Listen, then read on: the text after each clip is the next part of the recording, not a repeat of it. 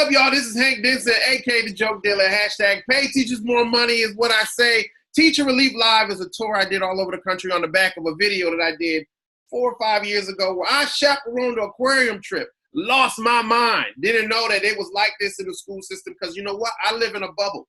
My bubble popped that day and I realized that, these teachers need our help. We need to show up as a village that we say we are and help the teachers take care of our prized commodity, which is these kids that are home at your house right now. You never thought that you would be a teacher. So I thought on my mind, I would ask the teachers to give me a little bit of their time out of their busy schedules because yes, they are still busy at home, to give me a little words or give them some words of encouragement and get some interview information from them just in their own words. So I call this thing called Teacher Talk. Today, I have my special guest in the building, Wendy Dunn. Am I saying it? Did I say it right? Yep, that's it. Wendy Dunn. Wendy, what city are you in? Springfield, Massachusetts. Woo! City of first. Oh, Brookings. I just like to hear you say it. Woo! My hometown, Springfield Central, I went to Dorman Elementary, Warner. My father is an engineer at Smith & Wesson. My brother played high school ball, Springfield Central. I played ball, Springfield Central High School. Nice. And that's my home, man. I miss my grinders. I miss all that. Antonio? Huh?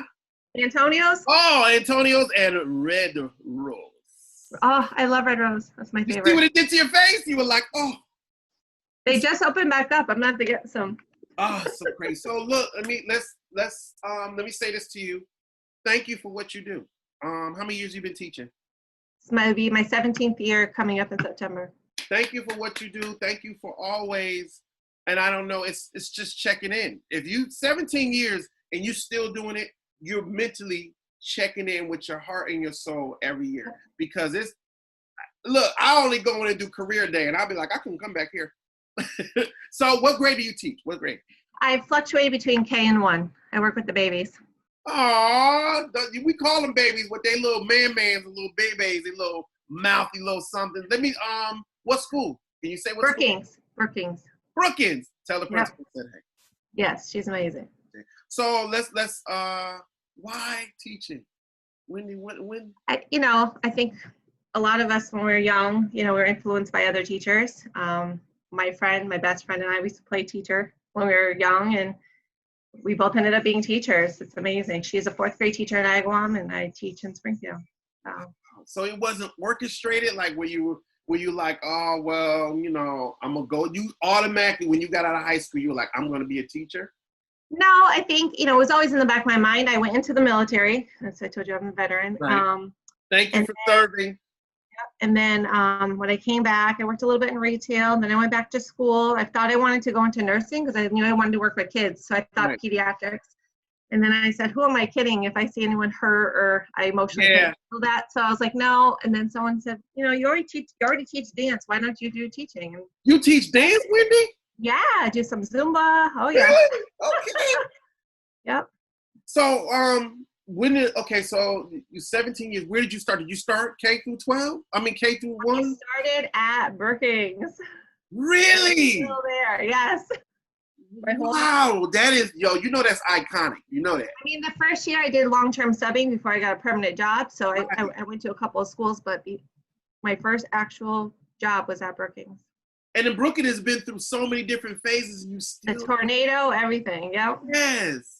Wendy, man, when you gonna make me cry here? Because I know if I didn't live in the city and I didn't know what the school has been through, then I wouldn't even, it wouldn't even hit me. But let me ask you this: if there was any time in your life where you thought you would do anything else, what would it be? I don't know. I like a lot of historical stuff, so maybe we used to have a link with the museum, and we'd go in and have like little educational things for the kids. So something with historical things, maybe. Yeah, because Springfield is a city of first. There's so much history there. A lot of people are like, yo, what's in Springfield? I'm like, basketball, volleyball, Dr. Seuss. You want me to keep going? Indian motorcycle, the armory. It's like everything that was invented there. Let me ask you this: in your walk with being a teacher, and I like to do this right off the bat. What is it that people do not understand in your own words, about teachers that you go through? What is The it? time you put in. We get a lot of flack, like, oh, you have summers off and you only work so many hours a day. But like other teachers have said, we go home, we're making things for our centers and we're planning out what we're going to do. And if there's a problem, how can we fix it for the next day, or getting ready for IEP meetings. There's just a lot of paperwork they don't tell you about. Right. They're your babies. Every year. People don't understand that they're your babies. And when you say that, do you think they really understand that they're your babies, or they just think that it's just? They're like, oh, you have new kids next year, but you're always attached to them. Like I think most teachers would say the last day of school, they're crying. Right. And it's like, so we felt like that when this whole thing started, because we didn't even know we weren't going back. Right. And Yeah. then closure. The thing about closure, I didn't realize it was such a vital part of what you guys do, is to have that last moment with your kids. And there's some of them that need it more than others. Are you able to contact? How has been your contact with a lot of your kids that you? It's been interesting. Like from week one, we've hit the ground running. We are calling up families. We're trying to get them connected to Zoom. A lot of us were connected by Dojo already. So Okay. just trying to get the ones who weren't. Unfortunately, there are still some families I even spoke to this week that, they're saying that they don't have an internet box, or the district was going to send them one, they don't have it, or their phone was stolen. Like, so there's all these factors that majority of places are like, oh, they all have iPhones. They just assume these kids have all this connection. They don't. And I know that, and I'm from there. My cousins live down the street, around the block. My family's all through Springfield. Let me ask you this: if it's anything that we could do different as parents, like what are we? Because you're seeing them early. And I'm not judging you for it, but because this is what I need to know. Or when I see people who have young kids, and I could put it in a comedy format where people understand, what are we not doing as parents to prepare these kids for school? It may not be just what parents are not doing. I mean, there's a tiny percent that maybe they don't have the same value in education, and they're not checking their kids' backpack and making sure the homework's done and supporting them. But there's a huge population that needs support, and they don't have it to be able to help their kids in that way. So I think a lot of funding should go into, say, counselors and helping these kids meet their social emotional needs, and in intervention to bridge those gaps and close the gap. So, because there's a lot of, what I'm hearing a lot is there's a lot of unpacking, mental, social unpacking that you got to do just to get the kid to take in and retain what your curriculum is. Do you see a lot of basic needs are not met? They're not going to learn, Yeah. They're coming in hungry, or they just need hugs. They're not getting that, Did you say just hugs, Wendy? I love hugs. I'm not trying to make you cry, but I've teared on here a couple of times because I just know, like, I'm a Black father, right? And historically, and how I grew up, fathers just do what they do, and there's no attachment. Like, you need me to come in and be a voice. My wife was like, "You super sensitive." I'm like, "No, it's just that I have an eye." And I can see it now. Before, I was living in my bubble and I didn't think about it like that until I started dealing with more teachers and them just telling me their stories. When you think of education, do you think that here in the United States, now they're cutting budgets or whatever, do you think that it could be more of our voice that helps you guys? I hope so, because especially with the pandemic, and they're seeing how valuable teachers really were, and the parents are doing a great job as best they can to take the lead. But when you hear that they're still going to try and cut things every year, I'm like, what else can they cut? I've worked in a school where we didn't even have paper and pencils one year, and I was like, so what else are they going to cut from? Like you really could Right. Unless you're immersed in it and you're visiting not just 5-10 minutes, like a walkthrough, like you really have no clue the real picture of what these kids need. What are your hardest days? Tell me one of your hardest days, if you can. And what was one of your hardest days when you're just like, because you've been there 17 years, so now you're starting to see 16-year-old kids coming back like. Oh, I love seeing them out in the public. It's awesome. Yeah. How is it? What is one of your hardest days where you're like, and it could be. Yeah.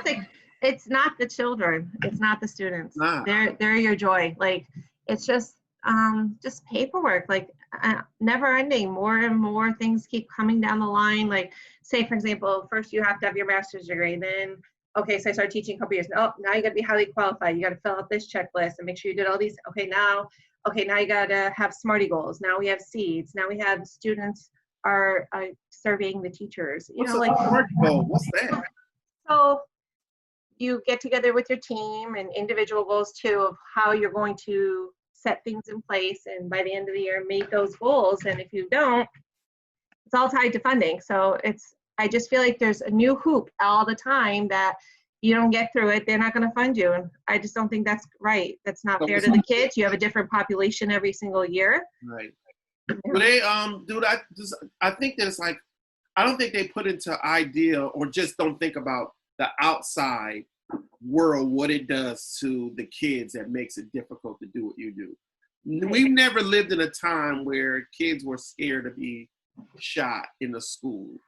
Like there's haven't been a time where kids, like right now, the opioid epidemic is crazy in Massachusetts. Yep. I lost my brother to it. And these kids are coming through with mom and dads that are addicted to opioids. And this is a place where you're just looking at a kid like, you had to do what today? You had to just survive.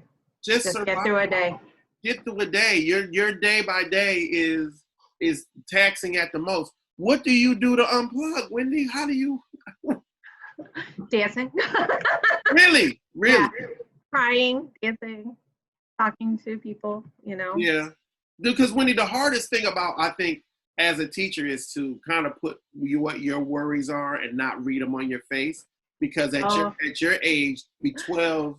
I'm an open book. If I'm feeling something, you see it. Even really? Yeah, pretty much. Because I think it's just a testament of what you guys do. Let me ask you this: outside of what your balance is, I would say this: your balance on this stuff, your balance on like dancing and all. What other vices would you say that you're like, I gotta have this? Like, and I'm talking like fun. Like, I gotta have a Starbucks coffee. I gotta have. Yeah, I'm pretty unique. I don't drink coffee. I will have a chai. I like vanilla chai. Yeah. I don't have something that like I need to have all the time, but dancing is my biggest outlet. Like, I love Zumba. I love that, how you feel, and music. Anything that's uplifting. So if a beat come on, Wendy, you gone. I'm dancing in my chair pretty much. I can't sit still. What are one of your high moments? Tell me one of the high moments that you've had teaching in the last 5 years. I think it's just in general when you see kids finally understand a concept that they've been struggling with, and you just see that aha moment and the joy, and when they come back to you and they're like, "Oh, I love you, and you're such a good teacher, and thank you for helping me," and the hugs. Always back to the hugs.